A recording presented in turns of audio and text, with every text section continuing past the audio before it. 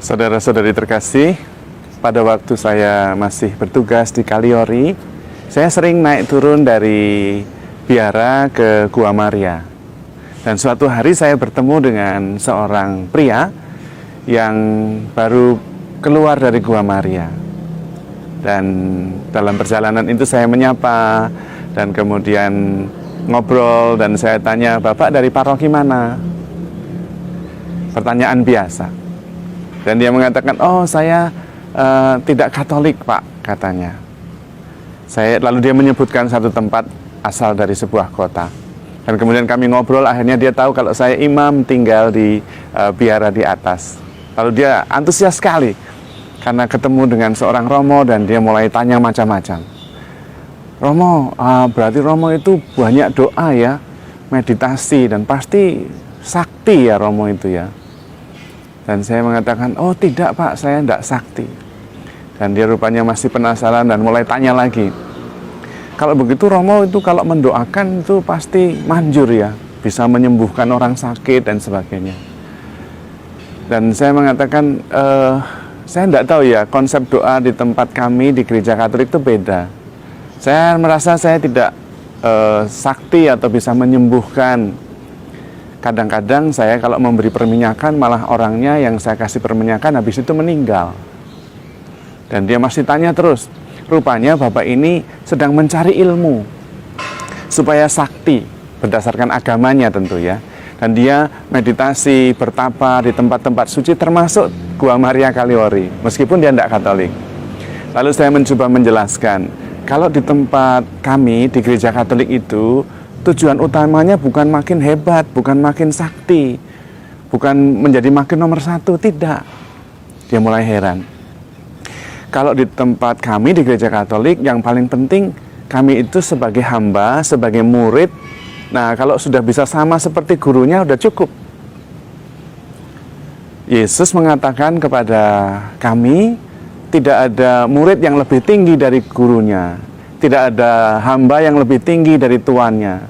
Cukup kalau murid itu sudah sama seperti gurunya. Dan guru kami, Tuhan Yesus, itu jalannya bukan naik, malah turun. Meskipun berwujud Allah, dia menjadi manusia seperti kami. Lalu sesudah menjadi manusia, dia menjadi hamba. Nah, turun lagi. Sesudah jadi hamba, mengorbankan diri, mati di kayu salib. Nah, maka kalau kami bisa memberikan diri sepenuhnya sampai habis, turun terus sampai mati, habis, seperti garam yang habis, hilang, memberi rasa, sudah cukup. Dan dia terkesima. Kemudian dia mengatakan kepada saya, "Romo, itu ilmu yang paling tinggi Romo, tapi paling sulit." Saya juga heran, saya tidak merasa bahwa itu ilmu yang paling tinggi, tapi kemudian saya sadar, memang itu ilmu yang paling tinggi, tapi paling sulit. Rasul Paulus sendiri mengatakan dalam 1 Korintus bab 7, bab 2 ayat 7, dia mengatakan begini, ilmu yang kita wartakan adalah ilmu dari Allah, yang tersembunyi, rahasia dari abad ke abad, yang dinyatakan kepada kita. Karena itu, banyak penguasa tidak tahu. Banyak orang-orang tokoh-tokoh dunia tidak mengerti. Kalau tokoh-tokoh dunia ini mengerti, maka mereka tidak akan menyalibkan Kristus. Itu Rasul Paulus dalam 1 Korintus. Dan memang benar saudara-saudari yang terkasih, ilmu itu paling tinggi. Karena itu Yesus meminta kita untuk jalan turun, jangan naik. Dan karena itu yang diminta oleh Yesus adalah menyangkal diri, memikul salib. Itulah jalan turun. Memberikan diri sampai habis, menjadi garam sampai habis. Turun terus. Bukankah itu susah Romo dan membuat kita menderita? Sebetulnya tidak. Coba kalau kita menyangkal diri sampai kita tidak ada, ego kita habis, kita tidak akan sakit hati. Wong kita tidak ada lagi, sudah habis. Kita tidak akan mati lagi, wong sudah mati, sudah tidak ada. Kita tidak akan berantem lagi hanya karena masalah-masalah sepele, tersinggung, sakit hati, sudah tidak ada lagi.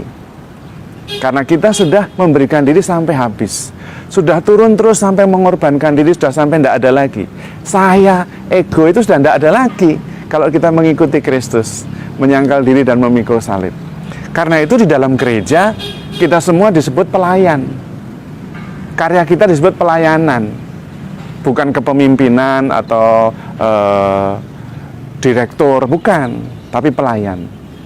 Masalahnya kadang-kadang itu hanya menjadi judul saja, status saja pelayan. Karena seringkali melayani gereja tapi ngambekan, gampang tersinggung, lalu nggak mau yang susah-susah. Pasti itu bukan hamba. Coba Anda punya asisten rumah tangga yang gampang protes, ngambekan, sering sakit hati, dijamin tidak lama itu jabatannya sebagai asisten rumah tangga di rumah. Tapi di gereja sering begitu. Padahal kita diminta untuk menjadi sama dengan guru kita, Kristus, yang jalannya turun terus. Dan ternyata itu yang menyelamatkan. Jalan keselamatan itu jalan salib, jalan turun, bukan jalan naik, bukan jalan sukses. Jalan pemberian diri sampai habis. Tetapi begitu kita bisa memberikan diri sampai habis, kita menemukan kebebasan sejati dan keselamatan. Tidak tersinggung lagi, sayanya sudah tidak ada. Tidak mati lagi, saya sudah tidak ada. Yang ada adalah Kristus. Paulus mengatakan, aku hidup, tetapi bukan aku lagi yang hidup, melainkan Kristus yang hidup di dalam aku. Bagaimana dengan Anda dan saya? Apakah kita sungguh-sungguh murid Kristus yang berusaha untuk memberikan diri sampai habis, menempuh jalan salib, jalan turun? Atau kita murid Kristus, hamba Kristus, hamba Allah, tapi ngambekan, sering sakit hati, sering protes, jalannya pingin naik terus? Anda yang bisa menjawab. Mudah-mudahan kita sungguh-sungguh menjadi murid Kristus yang bisa menyangkal diri, memikul salib, dan mengikuti Kristus menuju kepada keselamatan dan kedamaian yang sejati. Tuhan memberkati.